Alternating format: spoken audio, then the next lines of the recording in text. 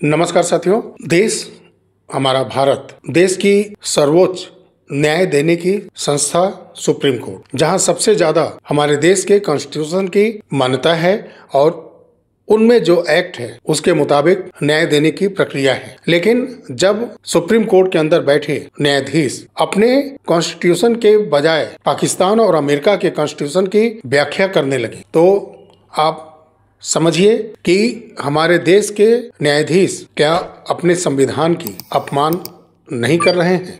पाकिस्तान के कॉन्स्टिट्यूशन में आर्टिकल 75 एक समय सीमा निर्धारित करती है। राज्यपाल के पास जो बिल राज्य सरकार की तरफ से आती है उसको 10 दिन के अंदर या तो पास करना होगा या उसमें कोई कमियां हैं तो उसको अमेंडमेंट करने के लिए राज्य सरकार के पास फिर वापस भेज दिया जाता है।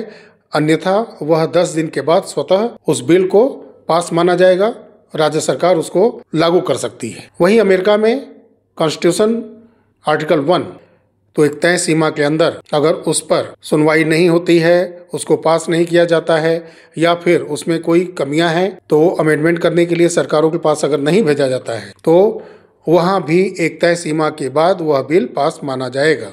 ये बिल्कुल सही है, मैं इससे इनकार नहीं करता। देश की संवैधानिक संस्थाएं हों या राज्यपाल हों या देश के सर्वोच्च नागरिक का पद राष्ट्रपति का हो या सुप्रीम कोर्ट के जज और सीजेआई, उनके भी समय सीमा तय होनी चाहिए। तो संविधान भारत का, उसको इम्प्लीमेंट करने वाले हमारे जज सुप्रीम कोर्ट के अंदर पाकिस्तान और अमेरिका का संवैधानिक व्याख्या करके 8 अप्रैल 2024 को तमिलनाडु के उस याचिका पर ऑर्डर जारी करते हैं जो राज्यपाल ने काफी दिनों से अपने पास रखा था। उस बिल को उन्होंने गैर संवैधानिक ढंग से पास किया और फिर उसके बाद आर्टिकल 42 के व्याख्या के साथ साथ उन्होंने राष्ट्रपति और उसके नीचे राज्य के राज्यपाल उनको तय सीमा दिया 90 दिन का कि इसके अंदर ही आपको बिल पास करना ही होगा और इसमें कोई खामियां हैं तो उसका अमेंडमेंट करने के लिए आप राज्य सरकार को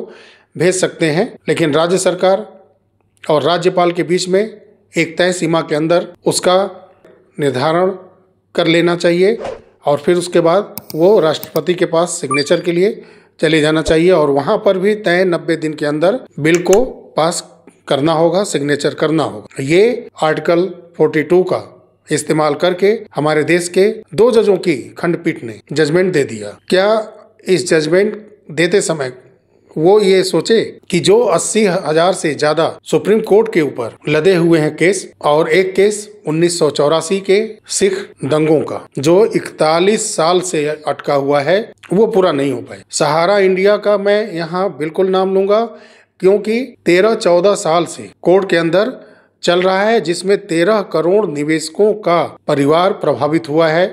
उनके परिवार की बेटे बेटियां, बहन, पत्नी, माँ बाप, दादी दादा सारे लोग प्रभावित हुए हैं। उनका एजुकेशन हो, उनका बिजनेस हो, उनके भविष्य के लिए रखी गई जो रकम है और शादी विवाह, ये सारे 13 करोड़ परिवार और लाखों एजेंट सबका जीवन प्रभावित हुआ है। तो क्या सुप्रीम कोर्ट अपने लिए तय नहीं किया है कोई सीमा कि मुझे इतने समय के अंदर जजमेंट देना ही है? हालांकि 3 वर्ष के अंदर कई केस के फैसले तय कर दिए जाएंगे, ऐसा सरकार ने एक्ट बनाया है और कोशिश गृह मंत्री की तरफ से जारी है जिसमें कि लगभग 1 साल सिविल कोर्ट, 1 साल लगभग मान के चलिए हाई कोर्ट और 1 साल सुप्रीम कोर्ट। कोशिश यह है कि 3 वर्ष के अंदर किसी भी केस को निपटा लिया जाए। अगर एक अच्छा न्यायिक प्रक्रिया देश में चलाना है तो सबकी तय समय सीमा होनी ही चाहिए। सुप्रीम कोर्ट के संवैधानिक पीठ से जब रेफरेंस मांगा गया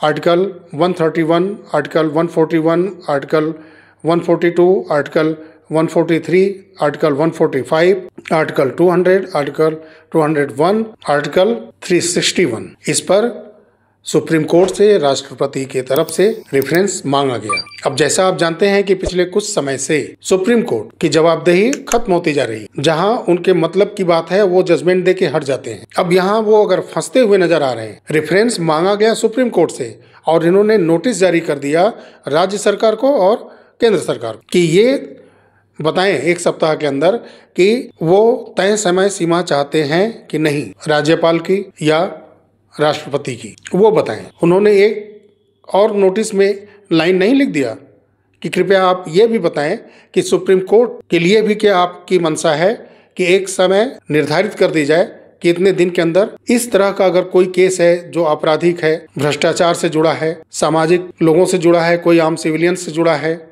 किसी कंपनी के भ्रष्टाचार से जुड़ा है, गबन का मामला है, तो इन सारे केसों के अलग अलग प्रारूप को अलग अलग समय से निर्धारित किया जा सकता है। ये लाइन इन्होंने नहीं लिखी।